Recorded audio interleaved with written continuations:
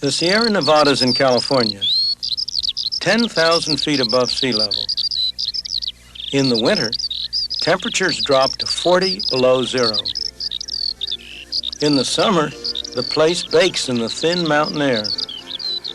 In this unlikely spot, the town of Bodie sprang up. In its day, Bodie was filled with prostitutes, drunkards, and gamblers, part of the colorful history of the American West.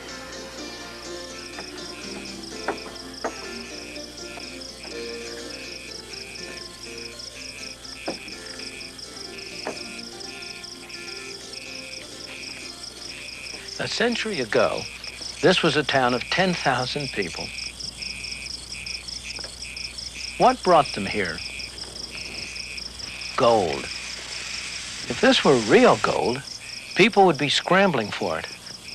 A series of gold strikes throughout the West brought people from all over the world, all kinds of people. They came here for one purpose and one purpose only, to strike it rich, quick.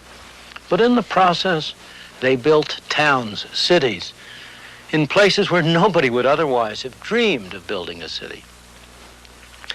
Gold built these cities, and when the gold was exhausted, the cities collapsed and became ghost towns. Many of the people who came here ended up the way they began, broke and unhappy, but a few struck it rich. For them, gold was real wealth, but was it for the world as a whole? People couldn't eat the gold, they couldn't wear the gold, they couldn't live in houses made of gold. Because there was more gold, they had to pay a little more gold to buy goods and services. The prices of things in terms of gold went up. At tremendous cost, at sacrifice of lives, people dug gold out of the bowels of the earth. What happened to that gold? Eventually, at long last, it was transported to distant places, only to be buried again under the ground. This time, in the vaults of banks throughout the world. There's hardly anything that hasn't been used for money. Rock salt in Ethiopia, brass rings in West Africa, cowrie shells in Uganda. Even a toy cannon, anything can be used as money. Crocodile money in Malaysia. Absurd, isn't it? That beleaguered minority of the population that still smokes may recognize this stuff as the raw material from which their cigarettes are made. But in the early days of the colonies, long before the United States was established, this was money. It was a common money of Virginia, Maryland, and the Carolinas. It was used for all sorts of things. The legislature voted that it could be used legally to pay taxes. It was used to buy food, clothing, and housing. Indeed, one of the most interesting sights was to see the husky young fellows at that time lug 100 pounds of it down to the docks to pay the costs of the passage of the beauteous young ladies who had come over from England to be their brides. Now, you know how money is. There's a tendency for it to grow, for more and more of it to be produced, and that's what happened with this tobacco. As more tobacco was produced, there was more money, and as always when there's more money, prices went up, inflation. Indeed, at the very end of the process, prices were 40 times as high in terms of tobacco as they had been at the beginning of the process. And as always when inflation occurs, people complained. And as always, the legislature tried to do something. And as always, to very little avail. They prohibited certain classes of people from growing tobacco. They tried to reduce the total amount of tobacco grown. They required people to destroy part of their tobacco. But it did no good. Finally, many people took it into their own hands, and they went around destroying other people's tobacco fields. That was too much. And they passed a law making it a capital offense, punishable by death, to destroy somebody else's tobacco. Gresham's law, one of the oldest laws in economics, was well illustrated. That law says that cheap money drives out dear money, and so it was with tobacco. Anybody who had a debt to pay, of course, tried to pay it in the worst quality of tobacco he had. He saved the good tobacco to sell overseas for hard money. The result was that bad money drove out good money. Finally, almost a century after they had started using tobacco as money, they established warehouses.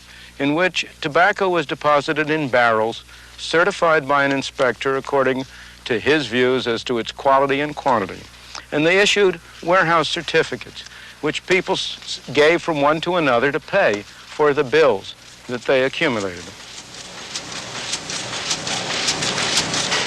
These pieces of green printed paper are today's counterparts of those tobacco certificates, except that they bear no relation to any commodity.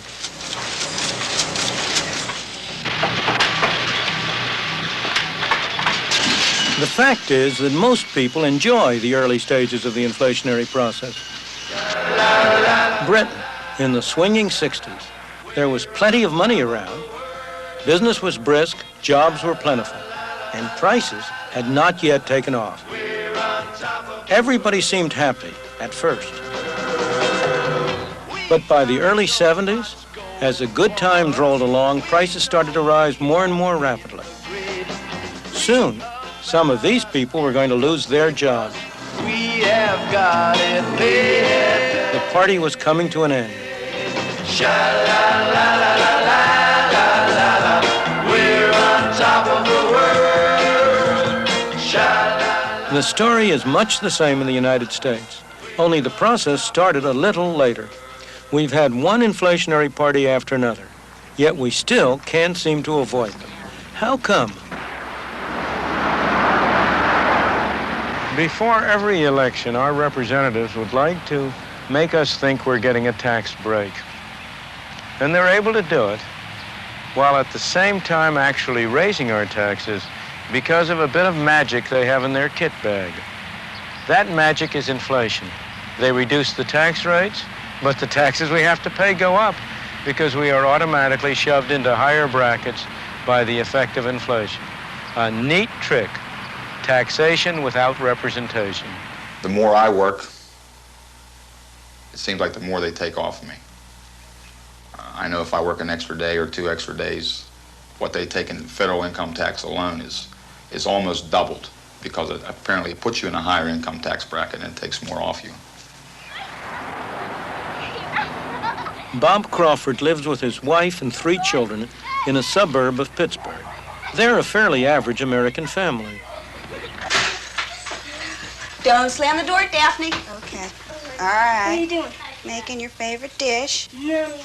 We went to the Crawfords' home after he'd spent a couple of days working out his federal and state income taxes for the year. For our benefit, he tried to estimate all the other taxes he had paid as well. In the end, though, he didn't discover much that will surprise anybody. Inflation is going up. Everything's getting more expensive. No matter what you do, as soon as you walk out of the house, everything's going up. Your gas bills keep going up, electric bills, your gasoline. You could name 1,000 things that are going up, but just everything's going sky high. Your food. My wife goes to the grocery store. We used to live on, say, $60 or $50 every 2 weeks just for our basic food. Now it's $80 or $90 every 2 weeks. Things are just, they're going out of sight as far as expense to live on. Like I say, it's getting tough, and it seems like every month it gets worse and worse, and I don't know where it's going to end. At the end of the day, I've spent nearly $6,000 of my earnings on taxes. That leaves me with a total of $12,000 to live on. That might seem like a lot of money, but 5, 6 years ago, I was earning $12,000. How does taxation without representation really affect how much the Crawford family has left to spend after it's paid its income taxes? Well, in 1972, Bob Crawford earned $12,000. Some of that income was not subject to income tax. After paying income tax on the rest, he had this much left to spend. 6 years later, he was earning $18,000 a year. By 1978, the amount free from tax was larger, but he was now in a higher tax bracket, so his taxes went up by a larger percentage than his income. However, those dollars weren't worth anything like as much. Even his wages, let alone his income after taxes, hadn't kept up with inflation. His buying power was lower than before. That is taxation without representation in practice. We had a number of you brothers that are sitting here today that were with us on that committee, and I'd like to tell you one of the things... There are many traditional scapegoats blamed for inflation. How often have you heard inflation blamed on labor unions for pushing up wages? Workers, of course, don't agree. But fellas, this is not true. This is a subterfuge. This is a myth. Your wage rates are not creating inflation. And he's right. Higher wages are mostly a result of inflation rather than a cause of it. Economists in this country... Indeed, the impression that unions cause inflation arises partly because union wages are slow to react to inflation. And then there's pressure to catch up. On a day-to-day basis, trying to represent our own members. But that, in fact, is not the case.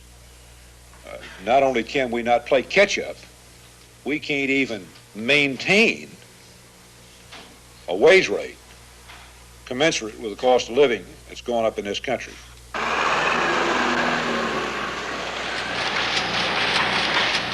The reason we have inflation in the United States, or for that matter anywhere in the world, is because these pieces of paper and the accompanying book entry, or their counterparts in other nations, are growing more rapidly than the quantity of goods and services produced. The truth is, inflation is made in one place and one place only, here in Washington. This is the only place where there are presses like this that turn out these pieces of paper we call money. This is a place where the power resides to determine how rapidly the amount of money shall increase.